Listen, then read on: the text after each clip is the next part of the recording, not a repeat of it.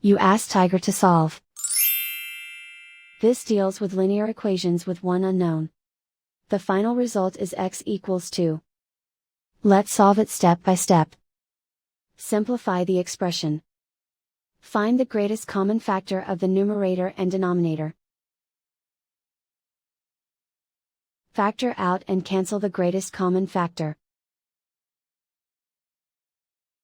Swap sides.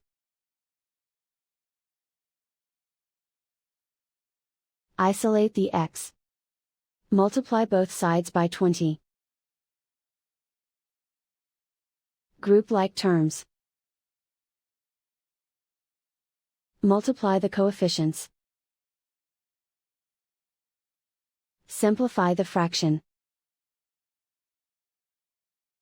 Multiply the fractions.